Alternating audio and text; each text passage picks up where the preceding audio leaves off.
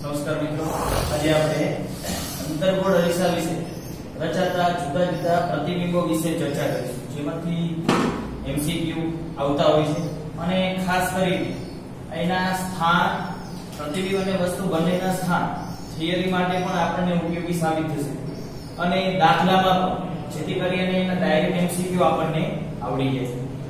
તો આપણે સૌપ્રથમ અંતર્ગોળ અરીસાની વાત કરીશું. એમાં અલગ અલગ સ્થાન પર વસ્તુ મૂકેલી હોય તો એના પ્રતિબિંબનું સ્થાન કઈ જગ્યાએ મળે છે, પ્રકાર કેટલા છે અને એની આકૃતિ કેવી છે. પહેલી બાબત એક સ્પષ્ટતા કરી દો. આપણને ખબર છે કે ભાઈ પ્રતિબિંબ બે પ્રકારના હોય. પ્રતિબિંબ બે પ્રકારના હોય. એક તો વાસ્તવિક પ્રતિબિંબ અને બીજું છે આભાસી પ્રતિબિંબ. વાસ્તવિક પ્રતિબિંબને આપણે સાચું પ્રતિબિંબ પણ કહીએ છીએ, બરાબર છે. વાસ્તવિક અથવા સાચું પ્રતિબિંબ અને બીજું છે આભાસી પ્રતિબિંબ. હવે વાસ્તવિક પ્રતિબિંબ કોને કહેવાય? આ વ્યાખ્યાની આપણને આપેલી નથી, પરંતુ ખાસ સમજવાની છે.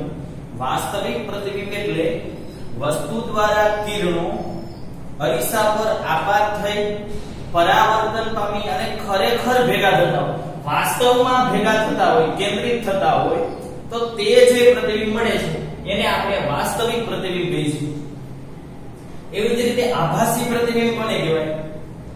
તો કે વસ્તુ દ્વારા કિરણો અરીસા પર આપાત થઈ પરાવર્તન પામી અને કેન્દ્રિત થતા ન હોય, પરંતુ આપણે તેને પાછળ તરફ કે આગળ તરફ લંબાવીએ તો આપણને એવો ભાસ થાય કે આ કિરણો આ જગ્યાએથી છૂટા પડેલા હશે. ટૂંકમાં કિરણો વાસ્તવમાં ભેગા થતા નથી, ક્યારેય ભેગા ન થતા હોય, પરંતુ આપણે પ્રતિબિંબ રચવા માટે એને પાછળ તરફ કે આગળ તરફ લંબાવવા પડે, તો એવા પ્રતિબિંબને આપણે આભાસી પ્રતિબિંબ કહીશું. ક્લિયર છે? બીજી એક બાબત કહી દઉં, જે વાસ્તવિક પ્રતિબિંબ હશે તે હંમેશા ઉલટું જ હશે. ઉલટું એટલે કે ઊંધું પ્રતિબિંબ, બરાબર. અને જે આભાસી પ્રતિબિંબ હશે તે હંમેશા ચત્તુ પ્રતિબિંબ. ચત્તુ એટલે કે સીધું, વસ્તુ હોય એવું જ. પછી વસ્તુ આમ હોય તો એનું પ્રતિબિંબ આમ મળે, પછી વસ્તુ આમ હોય તો એનું પ્રતિબિંબ આમ મળે. એટલે વસ્તુ હોય એવું જ મળે. એટલે આભાસી પ્રતિબિંબ હંમેશા ચત્તુ જ હોય, વાસ્તવિક હોય ઉલટું જ હોય. ક્લિયર થઈ ગયું મિત્રો? તો હવે આપણે જોતા જઈએ વસ્તુનું સ્થાન, કઈ કઈ જગ્યાએ વસ્તુ મૂકેલી હોય. ચાલો, તો હું આકૃતિ કરું છું અંતર્ગોળ અરીસા માટે. ચાલો, અંતર્ગોળ અરીસો છે, બરાબર છે. અરીસાની સપાટીનું મધ્ય બિંદુ ધ્રુવ P. આ અરીસો જે ગોળામાંથી બનાવવામાં આવેલો છે તે ગોળાનું કેન્દ્ર વક્રતા કેન્દ્ર C અને P માંથી પસાર થતી હોય તેવી કાલ્પનિક રેખા, જેને આપણે મુખ્ય અક્ષ તરીકે ઓળખીએ છીએ, બરાબર છે. અને આ બંનેની વચ્ચે એક કેન્દ્ર આવતું હતું, જેને આપણે કહેતા હતા મુખ્ય કેન્દ્ર. એટલે કે મુખ્ય અક્ષને સમાંતર કિરણો આપાત થાય અને જે બિંદુએ કેન્દ્રિત થતા હોય, અંતર્ગોળ અરીસા માટે કેન્દ્રિત થતા હોય, તો એવા બિંદુને આપણે મુખ્ય કેન્દ્ર કહેવાય. ચાલો, અત્યારે હું વસ્તુનું સ્થાન રાખું છું અનંત અંતરે, એટલે કે વસ્તુ અનંત અંતરે હોય. બીજી એક બાબત ખાસ, જ્યારે પણ વસ્તુ અનંત અંતરે હોય ત્યારે વસ્તુમાંથી જે કિરણો આવે છે અને અરીસા ઉપર આપાત થાય છે તે કિરણો હંમેશા સમાંતર જ હોય. ખાસ યાદ રાખો, તે કિરણો કેવા હોય? હંમેશા મિત્રો સમાંતર જ હોય, બરાબર છે. ચાલો, એટલે કિરણો કેવા આવશે? તો મુખ્ય અક્ષને સમાંતર. ચાલો, મુખ્ય અક્ષને સમાંતર કિરણ આપાત કીધું. મેં તમને કીધું હતું પ્રતિબિંબ રચવા માટે ઓછામાં ઓછા બે કિરણો હોવા જોઈએ, બે કરતા વધારે લઈ શકાય. અને આપણે છેલ્લે ચર્ચા પણ કરી કે પ્રતિબિંબ રચવા માટે કયા કિરણો ઉપયોગમાં લઈ શકાય. તો આપણે ચાર કિરણો લીધા હતા, એ ચાર માંથી કોઈ પણ કિરણો લઈ શકાય. પરંતુ અહીંયા વસ્તુ અનંત અંતરે છે, એટલા માટે અનંત અંતરમાંથી હંમેશા કિરણો મુખ્ય અક્ષને સમાંતર જ આવશે. એવું ફરજિયાત નથી મુખ્ય અક્ષને સમાંતર જ આવે, પરંતુ મોટા ભાગના કેસમાં મુખ્ય અક્ષને સમાંતર જ આવશે. કિરણો સમાંતર આવે એ નક્કી વાત છે, બરાબર છે. પરંતુ મુખ્ય અક્ષને સમાંતર અત્યારે આપણે લીધા છે, બરાબર. ચાલો, તો મુખ્ય અક્ષને સમાંતર કિરણ આપાત કર્યું. આ બીજું બે કિરણો લઈશું, આ બે જ લઈ શકીએ આ કેસમાં. કેમ? કારણ કે અનંત અંતરે વસ્તુ છે. અનંત અંતરે વસ્તુ તે ધારી લો કે સૂર્ય અનંત અંતરે છે, એમાંથી કિરણો આવ્યા. ચાલો તો આ જગ્યા ઉપર હવે તમે પરાવર્તનનો નિયમ એપ્લાય કરો તો આ જગ્યાએ તમારે શું કરવું પડે? લંબ દોરવો પડે, જે લંબ C માંથી પસાર થશે. ક્લિયર છે મિત્રો? આ લંબ દોર નાખ્યો, જેટલો આપાત કોણ એટલો જ પરાવર્તન કોણ, એટલે આ કિરણ આ તરફ ભાગશે. એવી જ રીતે અહીંયા પણ આ બિંદુએ તમે લંબ દોરશો તો આ C માંથી પસાર થશે આ લંબ અને આપાત કિરણ વચ્ચેનો ખૂણો, આપાત કોણ જેટલો આપાત કોણ એટલો જ પરાવર્તન કોણ. બંને આપાત કિરણ અને પરાવર્તન કિરણ લંબની વિરુદ્ધ સાઈડ જ હોય, એટલે આ કિરણ આ તરફ ભાગશે. બરાબર છે? અને આ બંને કિરણો આ જગ્યાએ ભેગા થયા, જેને આપણે મુખ્ય કેન્દ્ર કહેતા હતા. એટલે હવે પછી દરેક વખતે આપણે આ બાબતની સ્પષ્ટતા નહીં કરીએ. બરાબર? આપણે ડાયરેક્ટ જ માની લઈશું કે સમાંતર કિરણો હોય, મુખ્ય અક્ષને સમાંતર કિરણો તે પરાવર્તન પામે ને કયા બિંદુએ ભેગા થાય? મુખ્ય કેન્દ્ર ઉપર. બરાબર? પ્રતિબિંબ ક્યાં રચાય? તો ખાસ યાદ રાખજો, પ્રતિબિંબ એ જગ્યાએ રચાય જ્યાં અરીસા દ્વારા પરાવર્તન પામેલા કિરણો ભેગા થતા હોય. અહીંયા અરીસા દ્વારા પરાવર્તન પામેલા કિરણો આ છે અને આ છે, આ બંને અહીંયા ભેગા થાય એટલે એ સૂર્યનું પ્રતિબિંબ આ જગ્યા ઉપર રચાશે. કઈ જગ્યા છે? મુખ્ય કેન્દ્ર F ઉપર. અને એ પણ આપણને ખબર છે અનંત અંતરે વસ્તુ હોય તો કિરણો સમાંતર આવે, અને સમાંતર કિરણો ક્યાં ભેગા થાય? તો F ઉપર. અને વસ્તુનું પ્રતિબિંબ ક્યાં રચાશે? F ઉપર. સમજાઈ ગયું? વસ્તુનું સ્થાન ક્યાં હતું મિત્રો? અનંત અંતરે હતું. અનંત અંતરે. તો પ્રતિબિંબનું સ્થાન ક્યાં મળ્યું આપણને? મુખ્ય કેન્દ્ર F ઉપર. હવે પ્રકાર જોવાનો. પ્રકાર જોવો હોય તો બરાબર સમજી લીધું. તમે અહીંયા જોયું, તમે કિરણ અહીંયા આપાત કરી તો આ કિરણ ભટકીને આ બાજુ આવ્યું, આ કિરણ પરાવર્તન પામીને આ તરફ આવ્યું. કિરણો ખરેખર પરાવર્તન પામી અને કેન્દ્રિત થાય છે, ભેગા થાય છે. વાસ્તવની અંદર ભેગા થયા, વાસ્તવમાં ભેગા થયા એટલે આ પ્રતિબિંબ વાસ્તવિક હોય, ઉલટું હોય, હમણાં જ આપણે વાત કરી. હવે આપણે જોવાનું છે એ વસ્તુ કરતા નાનું છે કે મોટું.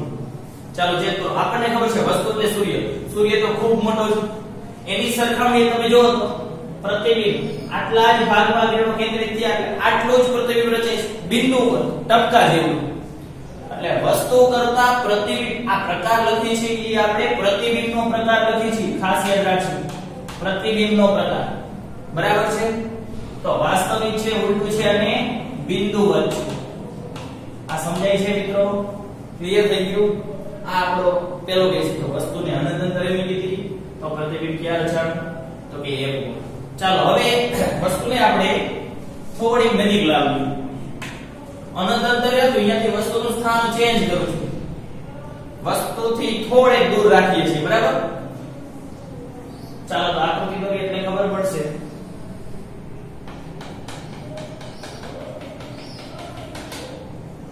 ચાલો, આ મુખ્ય અક્ષ, આ ધ્રુવ P, વક્રતા કેન્દ્ર C, અહીંયા ક્યાં F હશે. બરાબર છે? ચાલો વસ્તુને હું થોડી નજીક લઈએ, C થી દૂર રાખીએ છીએ. ધારો કે આ A B વસ્તુ છે. બરાબર? ક્યાં મૂકેલી છે? અનંત અંતરેથી થોડી નજીક. સ્થાન બદલાવીએ છીએ આપણે, એટલે ક્યાં રાખ્યું ત્યારે સ્થાન નજીક લાવતા C થી થોડી દૂર મૂકેલી છે. ચાલો, C થી દૂર વસ્તુ રાખેલી છે, C થી દૂર. તો હવે આપણે આ પ્રતિબિંબ મેળવવાનું છે. હવે પ્રતિબિંબ મેળવવું હોય તો મેં તમને કીધું ઓછામાં ઓછા 2 કિરણો. કયા કિરણો લઈ શકાય? ઓલા 4 કિરણોમાંથી કોઈ પણ લઈ શકાય. 4 લેવા હોય તો પણ કઈ વાંધો નથી. ચાલો લેતા જઈએ. ચાલો, આમાંથી તો ઘણા બધા કિરણો નીકળતા હોય મિત્રો, કિરણો દરેક દિશામાં જતા હોય, પરંતુ આપણે 4 કિરણો માટે આપણને એના પરાવર્તનનો માર્ગ ખબર છે કે આપણે 4 કિરણોમાંથી કોઈ પણ 2 કિરણો અથવા 4 કિરણોનો ઉપયોગ કરી શકીએ. ચાલો, આ એક સમાંતર કિરણ લીધું. ચાલો, મુખ્ય અક્ષને સમાંતર કિરણ હોય તો મેં તમને કીધું F માંથી પસાર થાય. હવે પછી ડાયરેક્ટ યાદ રાખશો. આ બાબત મેં તમને પ્રતિબિંબ મેળવવા માટે કયા કિરણો ઉપયોગમાં લઈ શકાય તેમાં સમજાવેલી છે. ચાલો, સમાંતર કિરણ F માંથી પસાર થાય. હવે જો હું F માંથી કિરણને પસાર કરવા F માંથી, તો શું બનશે મિત્રો? મુખ્ય અક્ષને સમાંતર બની જાય છે. બીજું કિરણ હજી પણ લેવા હોય તો લઈ શકાય. ચાલો હું કિરણને C માંથી પસાર કરું છું મિત્રો.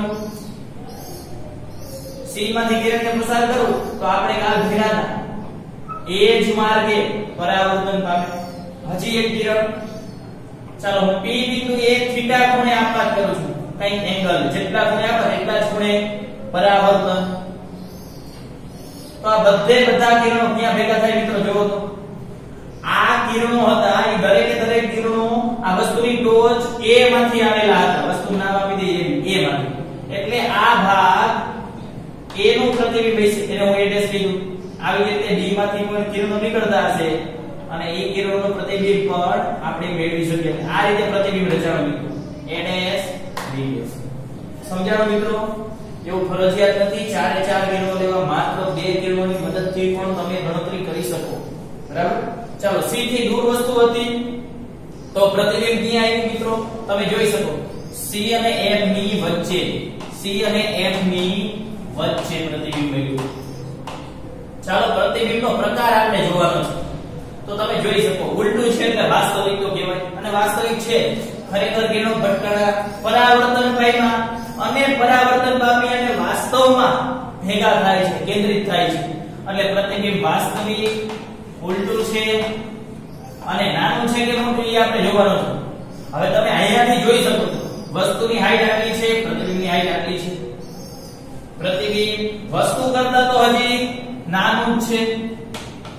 સમજાય છે? આ નાનું છે મોટું છે એ બાબત હજી પણ આપણે મોટવણી વિશે ભણશું ત્યારે પણ આપણે એના વિશે ફરીથી ચર્ચા કરીશું. બરાબર છે?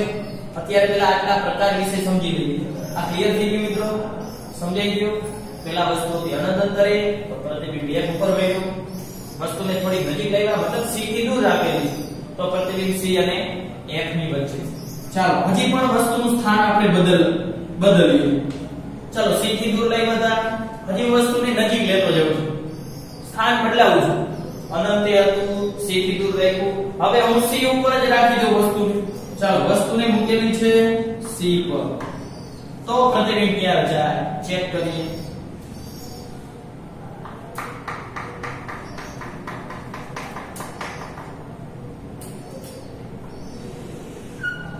ચાલો આ ધ્રુવ P, વક્રતા કેન્દ્ર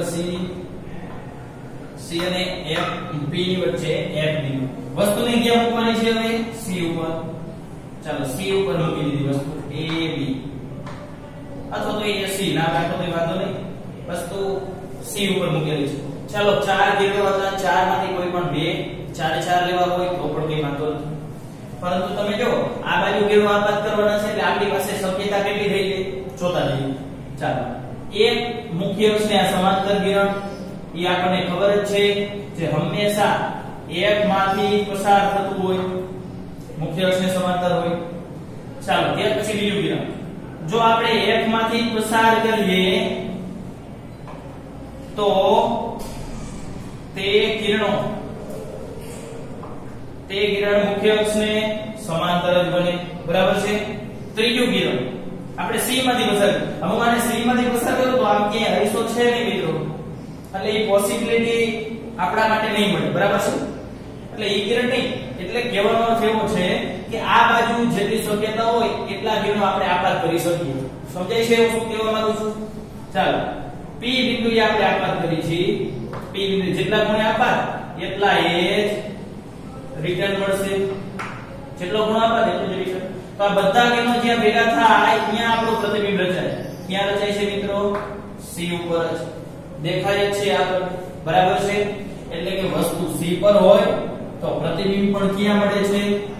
C પર જ. સમજાય છે? ચાલો જોતા જઈએ. તો ખરેખર કિરણો પરાવર્તન પામી અને કેન્દ્રિત થાય છે એટલે પ્રતિબિંબ કહેવાય વાસ્તવિક. વાસ્તવિક કોઈ ઉલટું જોઈ દેખાય છે, વસ્તુ સીધી છે એના કરતા ઉલટું છે, ઉલટું. અને વસ્તુ કરતા નાનું મોટું કેવું છે જોતા જઈએ. તમે જોઈ શકો આ તો આપણી એક્ઝેક્ટ કેન્દ્ર લંબાઈ અને વક્રતા ત્રિજ્યા આપણે લીધી નો એટલા માટે આપણે આના ઉપરથી સમજી ન શકીએ. બાકી C ઉપર જ્યારે વસ્તુ હોય ત્યારે જેટલી ઊંચાઈની વસ્તુ એટલી જ ઊંચાઈનું પ્રતિબિંબ મળે. અહીંયાથી પણ આપણે જોઈ શકીએ પેલા બિંદુવત વસ્તુ હતી, પછી પ્રતિબિંબ થોડું મોટું થયું, ત્યારબાદ થોડું મોટું થયું, બરાબર છે? એટલે કે વાસ્તવિક, ઉલટું અને વસ્તુ જેવું જ પ્રતિબિંબ રચાય. સમજાય છે મિત્રો? તો આ આપણો તો ત્રીજો કેસ, બરાબર છે? હવે આપણે ત્યાર પછી હજી વસ્તુનું સ્થાન બદલીએ અને ચેક કરીએ. ચાલો ત્યાર પછીનો કેસ લઈએ આપણે.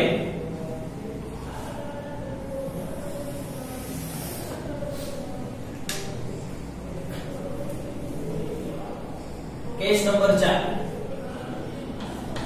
ચાલો વસ્તુનું સ્થાન બદલતા જતા. અનંત અંતરે હતું, પછી c થી થોડી દૂર રાખ્યું, c ઉપર જ રાખ્યું.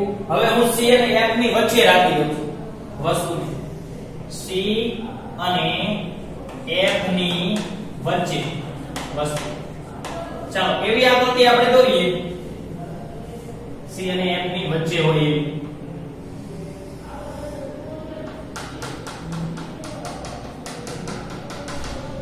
ચાલો આ ધ્રુવ p, અહીંયા ક્યાંક વક્રતા કેન્દ્ર c છે. c અને p માંથી પસાર થતી કાલ્પનિક અક્ષ મુખ્ય અક્ષ. અહીંયા મુખ્ય કેન્દ્ર f છે. c ઉપર હતી વસ્તુ, અહીંયાથી હજી આગળ સતત અરીસા તરફ લઈ જઈ છીએ વસ્તુને, એટલે c અને f ની વચ્ચે. ચાલો c અને f ની વચ્ચે વસ્તુને મૂકેલી છે, બરાબર? c અને f ની વચ્ચે. ચાલો તો હવે આપણે આમાં ફરીથી એનું પ્રતિબિંબ મેળવવું છે. પ્રતિબિંબ મેળવવા માટે ચાર કિરણોમાંથી કોઈ પણ બે કિરણો લઈ શકીએ, ચાર કિરણો પણ લઈ શકીએ. એટલે કે આ બાજુ જેટલા બિંદુઓ હોય આપણી આગળ અહીંયા વસ્તુ મૂકેલી હતી ત્યારે ચાર પોસિબિલિટી થતી, ચાર શક્યતા. c માંથી, f માંથી, p માંથી અને સમાન. એટલે આ બાજુ જેટલા બિંદુ હોય ને એટલા બિંદુમાંથી શક્યતા આપણી પાસે રહેશે, બરાબર? ચાલો તો એક તો મુખ્ય અક્ષને સમાંતર. ચાલો મુખ્ય અક્ષને સમાંતર આપણે કરશું તો કિરણ f માંથી પસાર થઈ જશે. રેડી? કારણ કે આપને ખબર છે મુખ્ય અક્ષને સમાંતર હોય તો f માંથી પસાર થાય. ચાલો હવે હું f માંથી પસાર કરું છું કિરણને. ચાલો f માંથી પસાર કરી તો આપણને ખબર છે પ્રતિબિંબ ક્યાં જાય છે, સોરી કિરણ ક્યાં મળશે આપણને? મુખ્ય અક્ષને સમાંતર. f માંથી પસાર કરો તો મુખ્ય અક્ષને સમાંતર. ચાલો ત્યાર પછી ત્રીજી પોસિબિલિટી કિરણ માટે. p પાસે કઈ થીટા એંગલે આપાત કરો છો તો આપણને p પાસે કઈ થીટા એંગલે પ્રતિબિંબ પડશે, બરાબર છે?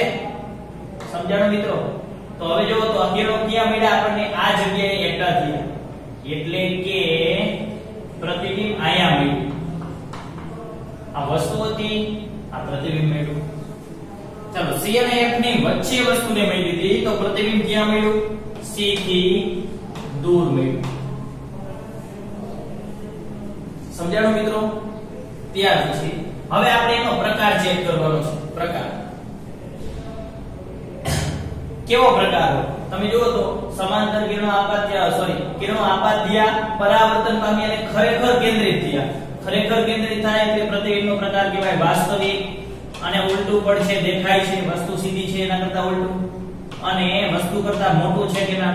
આપણે અહીંયા પણ જોઈ શકીએ વસ્તુ આવડી છે એના કરતા પ્રતિબિંબ મોટું છે, એટલે વસ્તુ કરતા પ્રતિબિંબ મોટું છે. આ બાબતને આપણે બીજી રીતે પણ સમજી શકીએ.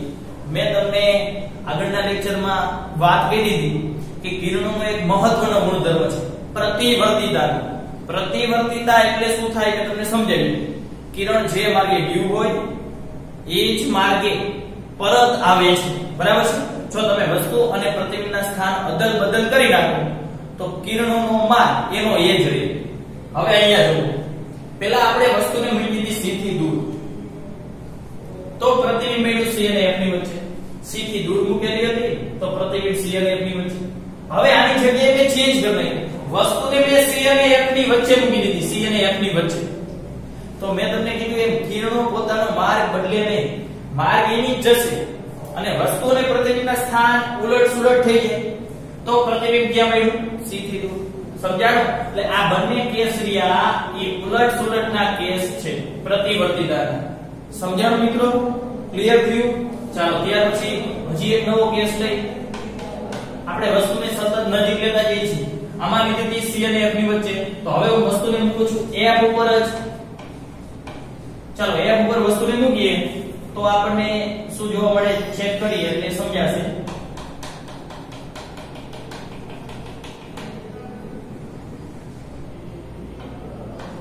ધ્રુવ P, વક્રતા કેન્દ્ર C, C અને F, C અને P માંથી પસાર થતી મુખ્ય અક્ષ અહીંયા F ની. ચાલો F ઉપર જ વસ્તુ મૂકેલી છે. આ વસ્તુ A બી મૂકેલી છે. ચાલો તો પ્રતિબિંબ મેળવવાનું છે આપણે. પ્રતિબિંબ કેવું પડે છે તો પ્રતિબિંબ હોવું જોઈએ. તો 4 કિરણો લેવા પડે. સોરી 4 માંથી કોઈ પણ 2 કિરણો આપણે લઈ શકીએ. ચાલો 4 પણ લઈ શકાય. ચાલો તો એક તો આપણે મુખ્ય અક્ષને સમાંતર. ચાલો મુખ્ય અક્ષને સમાંતર હોય તો આપણને ખબર જ છે કે F માંથી કિરણ પસાર થશે. બરાબર છે? F માંથી પસાર થઈ. ચાલો P ખૂણે સોરી P બીજું એક એંગલે આપણે કિરણને આપવા કે જેટલા ખૂણે આપવા થયું એટલા જ ખૂણે પરાવર્તન પામશે. એટલા જ ખૂણે પરાવર્તન પામ્યું. હવે આ બે શક્યતા છે આપણી પાસે. બરાબર છે? હવે C માંથી તમારે પસાર કરવું હોય કિરણ તો આ પસાર કરવું પડશે, પાછળ લંબાવવું પડશે, E ની માર્ગે જશે. બરાબર છે? એટલે આ A ને A એટલે કે આ C માંથી પસાર કરશો આ રીતે કિરણ તો આપણે પહેલા પાછળ તરફ લંબાવવું પડશે એટલે આપણને એવો અનુભવ થશે કે આ કિરણ આ જ માર્ગે પરત આવેલું છે એટલે આમ જશે તો પણ આને સમાંતર જ કિરણ રહેશે. સમજાઈ ગયું? તો હવે આપણે જોઈએ પ્રતિબિંબ ક્યાં છે. પ્રતિબિંબ ક્યાં છે મિત્રો? પરાવર્તન પામેલા કિરણો જ્યાં ભેગા થાય ત્યાં પ્રતિબિંબ રચે. હવે જોવો તો આ કિરણો અહીંયા સુધી તો ક્યાંય ભેગા નથી થયા. આ કિરણો સમાંતર છે. એનો અર્થ શું થાય? આપણે પહેલા કેસમાં વાત કરી હતી વસ્તુ અનંત અંતરે હતી તો કિરણો સમાંતર બને. કિરણો અહીંયાથી છૂટા પડતા આવ્યા હતા એટલે સમાંતર થઈ ગયા હતા. તો કિરણો અહીંયાથી સમાંતર રીતે જાય છે તો આ ભેગા ક્યાં થાય છે? અનંત અંતરે. હજી તો ભેગા થયા નથી એટલે આપણે આગળ તરફ દબાવીએ તો એવું અનુમાન કરીએ કે આ કિરણો ક્યાં ભેગા થતા હશે? અનંત અંતરે. એટલે F ઉપર વસ્તુ હશે તો પ્રતિબિંબ અનંત અંતરે મળશે. અનંત અંતરે. બરાબર છે? ક્લિયર થઈ ગયું? ચાલો તો ભેગા તો થાય જ છે. અનંત અંતરે થશે. અહીંયા નથી દેખાતા. અનંત અંતરે ભેગા થશે. ભેગા થશે એટલે વાસ્તવની અંદર કિરણો કેન્દ્રિત થાય છે. એટલે વાસ્તવિક પ્રતિબિંબ. વાસ્તવિક હોય એટલે ઉલટું છે. હવે આપણે પ્રકાર જોઈએ વસ્તુ કરતા નાનું છે કે મોટું છે. હવે આપણને ખબર છે અહીંયા તમે ચેક કર્યું વસ્તુ અનંત અંતરેથી સૂર્ય ખૂબ મોટો હતો તો એનું પ્રતિબિંબ બિંદુ હોય. હવે એ ઉપર આવડી વસ્તુ મૂકેલી છે તો એનું પ્રતિબિંબ મને અનંત અંતરે કેવું મળશે? ખૂબ મોટું. અને અહીંયા પણ તમે જોઈ શકો કે જેમ જેમ આપણે C થી દૂર જતા જઈએ છીએ તેમ જો પ્રતિબિંબની સાઈઝ વધતી જાય છે. સમજાય છે? એટલે અનંત અંતરે પ્રતિબિંબ વસ્તુ કરતા ખૂબ મોટું મળશે. સમજાણું મિત્રો? ક્લિયર થયું? આને બીજી રીતે પણ સમજી શકીએ. કઈ રીતે? ફરીથી પ્રતિવર્તિતાનો ગુણધર્મ. વસ્તુ જ્યારે અનંત અંતરે હતી તો પ્રતિબિંબ F ઉપર પડ્યું. હવે મેં વસ્તુ અને પ્રતિબિંબના સ્થાન ચેન્જ કરી નાખ્યા. વસ્તુને અહીંયા લઈ આવ્યો તો પ્રતિબિંબ ક્યાં મળે? અનંત અંતરે. F ઉપર વસ્તુ તો પ્રતિબિંબ અનંત અંતરે. એટલે આ બંને કેસ રહ્યા તે પ્રતિવર્તિતાના કેસ છે તેમ કહેવાય. સમજાણું મિત્રો? લાઈટ થાય છે? ચાલો અને છેલ્લો કેસ હજી પણ આપણે વસ્તુને હજી અરીસાની નજીક લઈ જઈએ તો વસ્તુનું સ્થાન ક્યાં આવી જશે મિત્રો? F અને P ની વચ્ચે. F અને P ની વચ્ચે વસ્તુને મૂકી દઈએ. બરાબર? તો પ્રતિબિંબ ક્યાં મળે? ચાલો તો એની આકૃતિ આપણે દોરીએ.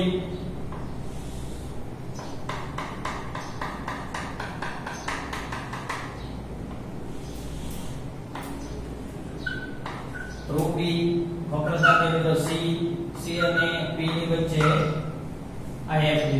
આપણે વસ્તુને મૂકવાની છે F અને P ની વચ્ચે. ચાલો અહીંયા વસ્તુ મૂકી મેં. ચાલો એક તો સમાંતર કિરણ. ચાલો સમાંતર કિરણ ક્યાં ભેગું થાય મિત્રો? સમાંતર કિરણ મુખ્ય અક્ષને સમાંતર હોય તો ક્યાંથી પસાર થશે? તો કે F માંથી. આ F માંથી પસાર થયું. ચાલો એક થીટા ખૂણે જેટલા ખૂણે આપવા થાય એટલા જ ખૂણે પરાવર્તન પામશે. સમજાય છે મિત્રો? હવે વિચારો તો જો અહીંયા કિરણો હતા એ સમાંતર હતા. અહીંયા કિરણો છે એ સમાંતર નથી, સતત દૂર જતા જાય છે. તો આ કિરણો અનંત અંતરે ભેગા નહીં થાય. સમજાય છે આ બેનો ભેદ? તો હવે શું કરવું પડશે? તો આ કિરણો ક્યાંક તો ભેગા થતા હશે, તો આ કિરણો આ બાજુ ભેગા નથી થતા, તો આપણે એને પાછળ તરફ લંબાવી જોઈએ. આ કિરણોને પરાવર્તિત કિરણોને પાછળ તરફ લંબાવવાના છે મિત્રો, અહીંયા ભેગા થયા. એટલે કે આ વસ્તુનું પ્રતિબિંબ અહીંયા મળે છે. જો આ એ ઉપરની ટોચમાંથી કિરણો નીકળતા એટલે આ વસ્તુની ટોચ જ હોય. સમજાણું મિત્રો? લાઈટ થઈ કમ્પ્લીટ છે. F અને P ની વચ્ચે વસ્તુ હતી તો પ્રતિબિંબ ક્યાં મળ્યું? તો કે અરીસાની પાછળના ભાગમાં. પ્રતિબિંબનો પ્રકાર હવે ખાસ સમજવાનું. હવે તમે જો તો કિરણો ખરેખર ભેગા થયા જ નથી, આપણે ભેગા કરવા પડ્યા, અથવા તો આપણે એવો અનુભવ કરવો પડ્યો કે આ કિરણો આ જગ્યાએથી છૂટા પડ્યા હશે. બરાબર છે? એટલે આ પ્રતિબિંબ કેવું થયું? આભાસી. એને બીજી રીતે પણ સમજી શકીએ કે વસ્તુ અહીંયા સીધી છે તો પ્રતિબિંબ સીધું જ મળ્યું. હવે પ્રશ્ન આ વસ્તુ સમજાવી ને મિત્રો, કારણ કે ટોચ હતી, ટોચમાંથી કિરણો નીકળતા, તો જે જગ્યાએ ભેગા થાય ત્યાં ટોચ જ હોય. કમ્પ્લીટ? તો આ વસ્તુ જેવી છે એવી જ રીતે પ્રતિબિંબ મળે છે, એટલે પ્રતિબિંબ સીધું મળ્યું. સીધું હોય તો એ આભાસી જ હોય. સમજાય છે? એટલે પ્રતિબિંબનો પ્રકાર આભાસી. આભાસી એટલે આભાસી હોય ચત્તુ જ હોય, ચત્તુ એટલે સીધું.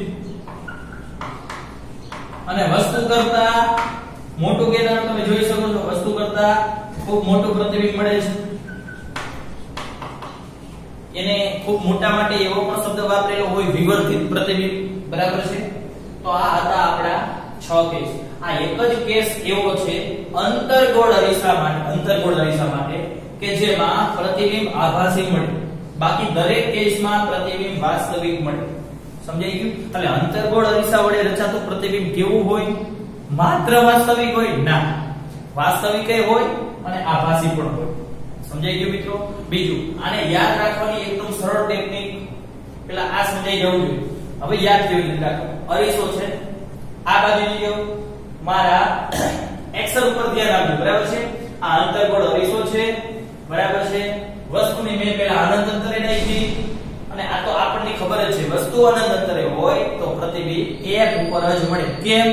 કારણ કે સમાંતર કિરણો આવે, મુખ્ય અક્ષને સમાંતર કિરણો હોય તો F માંથી જ પસાર, અને જ્યાં કિરણો કેન્દ્રિત થાય, F માંથી કેન્દ્રિત થશે F ઉપર, તો પ્રતિબિંબ એ જગ્યા ઉપર રચાશે.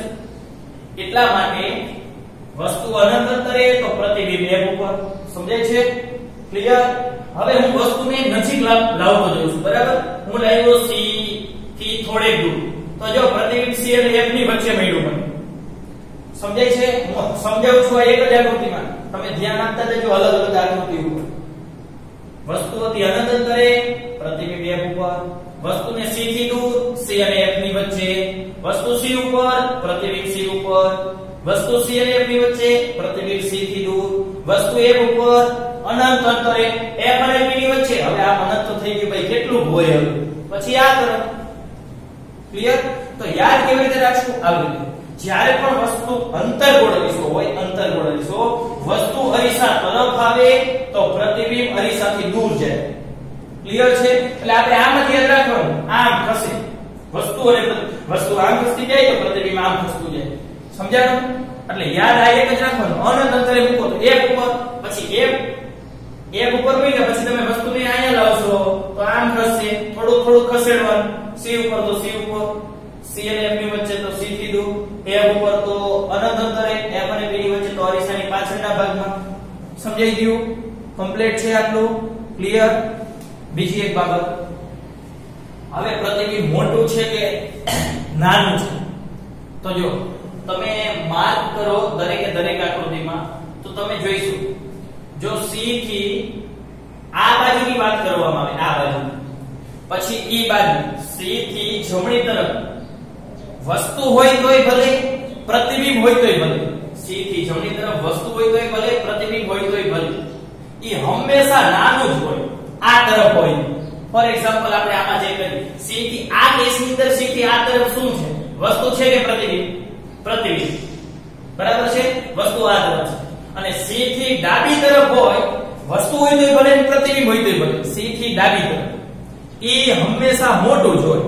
હું પહેલા કેસની વાત કરું તો પહેલા કેસમાં C થી આ તરફ વસ્તુ છે એટલે મોટી છે, દેખાય છે, સૂર્ય આ બાજુ છે. આ યાદ રાખવા જેવું નથી મિત્રો. તમે ખાલી પહેલો એક કેસ આવડે ને કે આ બાજુ સૂર્ય અનંત અંતરે તો ખૂબ મોટો છે તો આપણને નાનો દેખાય છે બરાબર છે પ્રતિબિંબ તો આવડું જ છે આ બાજુ છે એટલે આ બાજુ હોય C થી નાનું જોઈએ પ્રતિબિંબ હોય કે વસ્તુ ક્લિયર સમજાણું આ જગ્યાએ ચેક કરો C થી આ તરફ વસ્તુ છે એટલે વસ્તુ તો મોટી આપણે આ તરફ પ્રતિબિંબ છે પ્રતિબિંબના એટલે આપણે અહીંયા શું લખવાનું હોય પ્રતિબિંબનો પ્રકાર લખવાનો હોય એટલે આપણે એ ચેક કરી લેવાનું પ્રતિબિંબ આ તરફ છે કે આ તરફ છે જો આ તરફ હોય પ્રતિબિંબ તો હંમેશા નાનું જ હોય આ તરફ હોય તો હંમેશા મોટું હોય એક્ઝેક્ટ C ઉપર હોય તો ઇક્વલ બંનેની લેન્થ હાઈટ ઇક્વલ થઈ જાય કમ્પ્લીટ યાદ રહી ગયું તો અંતર્ગોળ અરીસા માટે આપણે આ રીતે જવાનું છે બરાબર છે એટલે બધાય કેસ તમને આવડી જાય અને આ રીતે કેસ ઉપરથી ઘણા બધા મોટોનીના પ્લસ માઈનસ હોય તો એના પ્રકાર અરીસો કેવો છે એ બધી જ બાબતો તમને આ 6 પ્રકાર ઉપરથી ખબર પડી જશે એટલે એક સ્ક્રીનશોટ લઈ લેજો મિત્રો બરાબર છે રેડી ચાલો ત્યાર પછી આપણે બહિર્ગોળ અરીસા માટેની વાત કરીએ બરાબર છે તો બહિર્ગોળ અરીસા માટે માત્ર બે જ કેસ આવશે ચાલો હું વાત કરું છું બહિર્ગોળ અરીસા માટે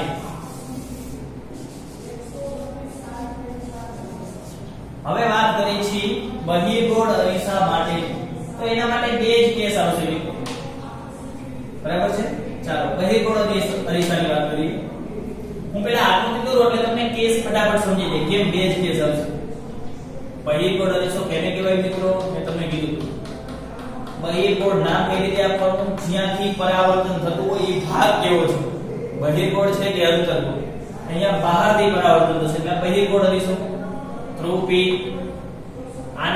આનો ગોળો કંઈક આ રીતે હશે મિત્રો સમજાય છે એટલે આનો વક્રતા કેન્દ્ર આ તરફ આવે વક્રતા કેન્દ્ર હોય એ તરફ મુખ્ય કેન્દ્ર હશે આ દરેકમાંથી પસાર થતી હોય એવી કાલ્પનિક રેખા મુખ્ય અક્ષ હવે પ્રતિબિંબ જોતું હોય તો વસ્તુ કઈ તરફ મૂકવી પડે તમારે આ બાજુથી તો પરાવર્તન થાય એટલે વસ્તુ આ તરફ મૂકવી પડે એટલે આ તરફ મૂકવા માટે કોઈ બીજા બિંદુઓ નથી તો હું કહી શકું આ રીતે કે આના ઉપર અથવા આનાથી દૂર અથવા આની નજીક સમજાય છે કારણ કે આ કોઈ બીજા બિંદુ નથી એટલે બે જ ઓપ્શન બને એક અનંત અંતરે રાખો અને P થી થોડેક દૂર મૂકો બે જ ઓપ્શન બને વસ્તુને મૂકવાની જગ્યા બે જ થાય એક અનંત અંતરે અને P થી દૂર ચાલો પેલા અનંત અંતરે રાખેલી છે વસ્તુ ચાલો વસ્તુનું સ્થાન અનંત અંતરે બરાબર છે અનંત અંતરે તો પ્રતિબિંબ ક્યાં મળે સૂર્ય છે એવું વિચારી લો ચાલો તો પ્રતિબિંબ મેળવો વસ્તુ અનંત અંતરે છે એટલે નથી દર્શાવતું બરાબર દૂર છે આ દૂર તો દેખાય કે નજીક છે અનંત અંતરે હોય તો કિરણો કેવા આવે મુખ્ય અક્ષને સમાંતર કિરણો આવશે બરાબર છે એટલે બીજો કોઈ ઓપ્શન જ ન આવે સમાંતર કિરણો ચાલો સમાંતર કિરણો મુખ્ય અક્ષને સમાંતર કિરણો બે તો લેવા જ પડે વધારે લે તો બાંધો નહીં આમાં એમ નો થાય કે સાહેબ બે ઉપર આઘાત કરો સમજાય છે ચાલો તો આ બિંદુએ આપણે પરાવર્તનના નિયમો લાગુ પાડવા છે મેં તમને થિયરીમાં હમણાં આગળના લેક્ચરમાં ભણાવ્યું સમાંતર કિરણો હોય તો જો તો આ કિરણ કઈ તરફ લંબ દોરશો તો લંબ આ રીતે પસાર થશે C માંથી એટલે આ કિરણ આ રીતે પસાર થશે સમજાય છે આ રીતે પરાવર્તન થશે લંબ અહીંયાથી આમ જાય C માંથી આ લંબ થઈ ગયું બંનેની વિરુદ્ધ સાઈડ લંબની વિરુદ્ધ સાઈડ આપાત અને પરાવર્તિત થયું જેટલો આપાત પણ એટલો જ પરાવર્તન આ લંબ છે એવી જ રીતે અહીંયા લંબ દોરો C માંથી બરાબર છે આપાત કિરણ અને પરાવર્તિત કિરણ બંને લંબની વિરુદ્ધ સાઈડ ક્લિયર થઈ ગયું ચાલો તો હવે તમે જોવો તો પરાવર્તન પામેલા કિરણો પ્રતિબિંબ રચાવું એટલે આ તો જે પરાવર્તન પામેલા કિરણો ભેગા થવા જોઈએ ક્યાં પ્રતિબિંબ રચાય તો પરાવર્તન પામેલા કિરણો ક્યાં ભેગા જ થતા જોવો તો ક્યારે ભેગા થાય છે નહીં તો શું કરવું પડે તો આપણે એવું વિચારવું પડે કે આ કિરણો આ બાજુ પણ ભેગા થાય તો આપણે પાછળ તરફ લંબાવી દઈએ જો પાછળ તરફ લંબાવશું તો આપણને એક ખ્યાલ આવશે કે આ કિરણો ક્યાં ભેગા થતા હશે ચાલો પાછળ તરફ લંબાવી છે મિત્રો આ કિરણને પાછળ તરફ લંબાવી છે આ કિરણો અહીંયા ભેગા થતા હોવાનું આપણને જાણવા મળે અને આપણને ખબર છે કે મુખ્ય અક્ષને સમાંતર કિરણો હોય તો ક્યાં ભેગા થાય એક માંથી એક ઉપર જ ભેગા થાય બહિર્ગોળ છે એટલે આપણે એના માટે એવો શબ્દ વાપરી અપકેન્દ્રિત થાય છે અપકેન્દ્રિત એટલે છૂટા પડે છે બરાબર છે,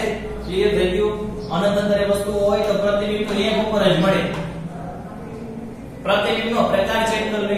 હવે જો તો કિરણો વાસ્તવની અંદર ભેગા થયા ના, આપણે લંબાવવા પડ્યા. આ કિરણો જે કે અરીસાને છેદી અને આરપાર ન થવું. સમજાય છે? આપણને એવું લાગે કે આ કિરણો અહીંયા ભેગા થાય છે, જો ભાસ થાય છે. આભાસી હોય ઈ પ્રતિબિંબ હંમેશા ચત્તું જ હોય, સીધું જ હોય. વસ્તુ જે રીતે ગોઠવાયેલી છે એ જ રીતે પ્રતિબિંબ હોય. વસ્તુ કરતા નાનું મોટું ચેક કરો, વસ્તુ તો ખૂબ મોટી, પ્રતિબિંબ તો આવડું છે. જો તો નાનું બિંદુવત. સમજાઈ ગયું મિત્રો? લાઈટ થઈ. ત્યાર પછી બીજો કેસ. તો હવે આપણે બીજા કેસમાં પ્રતિબિંબને વસ્તુને ક્યાં મૂકીશું? ચાલો વિચારો. તો બીજો અનંત અંતરે હતી તો આપણે વસ્તુને નજીક લઈ આવશું. તો કઈ જગ્યાએ મળશે આપણને? ચાલો આ P બિંદુ, વક્રતા કેન્દ્ર C અને F ની C અને P ની વચ્ચે F બિંદુ. ચાલો P થી થોડે દૂર આ વસ્તુ રાખી દઉં. ચાલો વસ્તુ A ની રાખી છે. પ્રતિબિંબ મેળવ્યો છે. ચાર કિરણોમાંથી કોઈ પણ બે, ચારે ચાર લઈ શકાય. આમાં ચાર શક્યતા થશે જ નહીં, બે શક્યતા થાય. એક તો સમાંતર કિરણ. ચાલો સમાંતર કિરણ હોય તો આપણને કહું છે આ તરફ પરાવર્તન પામશે. હવે હું દર વખતે સમજાવીશ નહીં મિત્રો, બરાબર છે? અને ઈ છે બરાબર છે. આ કિરણ આમ જશે. ચાલો બીજું કિરણ લ્યો. P પાસે કંઈક ખૂણે, તો P પાસેથી જ કંઈક ખૂણે રિટર્ન આવશે. બરાબર? જેટલા ખૂણે આપા તેટલા ખૂણે પરાવર્તન પામેલા કિરણો ક્યાંય ભેગા થતા નથી મિત્રો. તો આ કિરણને આપણે પાછળ તરફ લંબાવીએ. તો આ કિરણ આ રીતે જશે. આ કિરણને પાછળ તરફ લંબાવો તો બંને કિરણો આ જગ્યાએ ભેગા થાય એવું માલુમ પડે છે આપણને. એ આ ટોચમાંથી કિરણ નીકળ્યા હતા, આ ટોચ જ હોય. સમજાયું મિત્રો? લાઈટ થઈ. કિરણો વાસ્તવમાં ક્યાંય ભેગા થતા નથી. કમ્પ્લીટ. વસ્તુનું સ્થાન ક્યાં હતું? P થી થોડે દૂર. પ્રતિબિંબ ક્યાં મળે છે? P અને F ની વચ્ચે. P અને F ની વચ્ચે જ પ્રતિબિંબ મળે છે. એમ પણ લખી શકાય અરીસાના પાછળના ભાગમાં. પ્રતિબિંબનો પ્રકાર જો તો આભાસી. કેમ? વાસ્તવમાં કિરણો ભેગા નથી, આપણે લંબાવવા પડ્યા. બરાબર છે? આભાસી હોય ચલતું જ હોય, ઈ પણ જોઈ શકાય છે. સીધું છે તો સીધું જ પ્રતિબિંબ મળે છે. વસ્તુ કરતા નાનું કે મોટું જોઈ શકાય છે. વસ્તુ કરતા નાનું છે પ્રતિબિંબ. સમજાયું? તો આ હતો એનો પ્રકાર. બીજું આવો અરીસો આપણને ક્યાં જોવા મળે? બહિર્ગોળ અરીસો. તો કે આપણે બાઇક ચલાવતા હોય, ગાડી ચલાવતા હોય તો એનો જે સાઈડ વ્યૂ મિરર છે, બાજુનો અરીસો, પાછળથી કોઈ વાહન આવે છે કે નહીં તે જોવા માટે આપણે ઉપયોગ કરીએ. અને એકદમ સરળ રીતે સમજીને યાદ રાખવાનું. વિચારો તમે, આ અરીસો રહ્યો, એમાં પ્રતિબિંબ પહેલા તો કેવું દેખાય એ નક્કી કરો. પાછળથી દાખલા તરીકે કોઈ ગાડી આવે છે, આપણે બાઇક લઈ જઈએ છીએ, કોઈ ગાડી આવે છે તો ગાડી સીધી જ હોય, આવતી હોય એટલે ઊંધી તો હાલે નહીં, સીધી જ આવે. તો આમાં પણ તમને સીધી જ દેખાય છે, જેવી છે એવી જ દેખાય છે. એટલે પ્રતિબિંબ આભાસી છે, આ નક્કી છે. ક્લિયર છે? તો આભાસી પ્રતિબિંબ તો બહિર્ગોળ અરીસા માટે હોય, અંતર્ગોળ અરીસા માટે હોય આભાસી. હવે વિચારો, પ્રતિબિંબનો પ્રકાર કેવો પડે છે? ગાડી જેવડી છે સાઈઝ, એવું એટલી જ સાઈઝનું પ્રતિબિંબ આમાં નથી દેખાતું, એના કરતા નાનું દેખાય. એના કરતા મોટું દેખાતું હોત તો આપને ફક્ત ટાયર જ દેખાય, બીજું કાંઈ ન દેખાય મિત્રો. સમજાય? તો પ્રતિબિંબ નાનું જ દેખાવું જોઈએ, તો જ આપણે આખી ઈ ગાડીને કે વાહનને આપણે જોઈ શકીએ. તો વિચારો, અહીંયા પ્રતિબિંબ નાનું છે, અંતર્ગોળ અરીસામાં પ્રતિબિંબ ખૂબ મોટું મળે છે. તો વાહનનો સાઇડ વ્યૂ મિરર કયો હોય? બહિર્ગોળ અરીસો હોય, ખાસ યાદ રાખજો. બરાબર છે? અને આગળ જે હેડલેમ્પ ની અંદર વપરાતો હોય તે અંતર્ગોળ અરીસો હોય, ખાસ યાદ રાખજો. બરાબર? ઘણી વખત MCQ માં પૂછાતું. એટલે આ બધી બાબતો રહી એ આપણને મોટવણી ધન આપેલી છે, ઋણ આપેલી છે, વસ્તુનું પ્રતિબિંબ કેવું મળશે, કયો અરીસો છે, આવા ઘણા બધા પ્રશ્નો પૂછીએ જે રીતની એક્ઝામમાં પૂછાતા હોય. તો તમને આટલું આવડે તો તમે ફટાફટ MCQ સોલ્વ કરી શકશો. બીજી ખાસ બાબત, બહિર્ગોળ અરીસા માટે હંમેશા પ્રતિબિંબ આભાસી જ હોય, અંતર્ગોળ માટે હંમેશા આભાસી ન હોય. બરાબર? વાસ્તવિક હોય, આભાસી પણ હોય. સમજાઈ ગયું મિત્રો? રેડી? તો આના ઉપરના તમે જાતે આકૃતિ દોરી અને ગણતરી કરજો.